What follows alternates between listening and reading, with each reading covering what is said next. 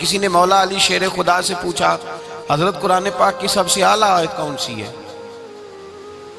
سب سے قرآن مجید میں ہر لفظ ہی اعلیٰ ہے، ہر حرف ہی، ہر لفظ ہی، کیا بات ہے، ذالک الکتاب لا ریب فیہ، ہر بات اعلیٰ۔ لیکن حضرت علی سے پوچھا کہ آپ کے نزدیک کون سی آیت اعلیٰ ہے، تو ذرا غور کرنا، شیر کی بات تو شیروں جیسی۔ مولا علی فرمانے لگے قرآن مجید میں اللہ فرماتا ہے وَمَا أَصَابَكُم مِّن مُّصِيبَةٍ فَبِمَا كَسَبَتْ أَيْدِيكُمْ، فرمایا تمہیں دنیا میں جو بھی مصیبت آتی ہے تمہارے ہاتھوں کے کرتوتوں کی وجہ سے آتی ہے، وَيَعْفُو عَن كَثِيرٍ، بہت ساری تمہیں معاف کر دیتا ہوں۔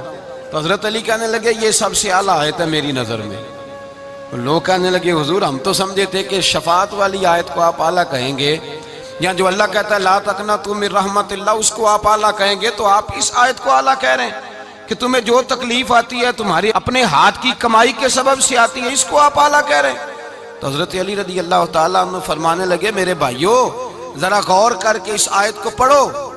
رب فرماتے ہیں تم جو غلط حرکت کرتے ہو اس کی سزا دنیا میں تمہیں کسی مشکل میں ڈال دیتا ہوں اور بہت ساری ویسے ہی معاف کر دیتا ہوں۔ فرمایا رب کہہ رہے ہیں میں تمہیں دنیا میں مشکل میں ڈال کے معاف کرتا ہوں۔ آپ فرمانے لگے میرا رب ایک جرم کی سزا 2 دفعہ نہیں دے گا، جسے دنیا میں سزا دے گا پھر قیامت میں بے حساب ہی معافی عطا فرمائے گا۔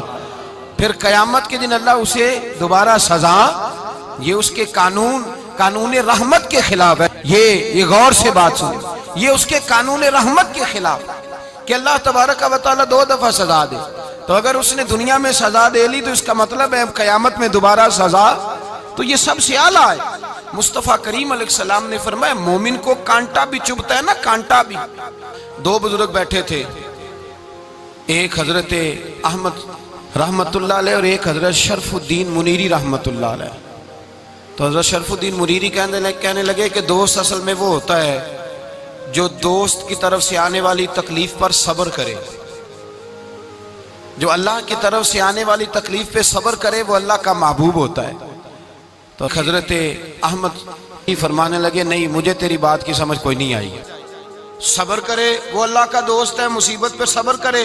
تو کہا جناب پھر اگر نہیں سمجھ آئی تو آپ بتا دیں اللہ کا دوست کون ہے؟ تو آپ فرمانے لگے جو محبوب کی طرف سے آنے والی مصیبت کو اس کا تحفہ سمجھ کے قبول کرے وہ اصل دوست ہوتا ہے۔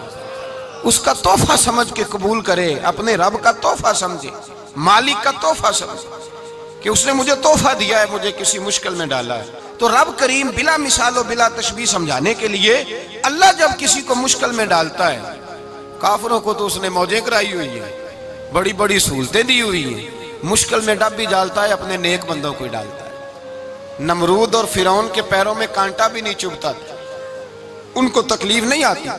تکلیف کسے آتی تھی؟ اللہ کے نیک بندوں کو تکلیف آتی تھی۔ حضرت رابعہ بصریہ جب تک زندہ رہی تب تک بیمار رہی، جس دن طبیعت ٹھیک ہوتی تو کہتی اے اللہ تو کہیں مجھ سے ناراض تو نہیں ہو گیا، تو کہیں ناراض تو نہیں مولا جب تو مجھے تکلیف دیتا ہے تو میں رو کے تیری عبادت کرتی ہوں، جب مجھے دکھ ہوتے ہیں تو میں سجدے میں تڑپتی ہوں، اور خدا بندہ اب تو میں سکھی ہوں، موج میں ہوں، مجھے رونا ہی نہیں آ رہا، تو خدا بندہ تو کہیں ناراض تو نہیں ہو گیا مجھ سے؟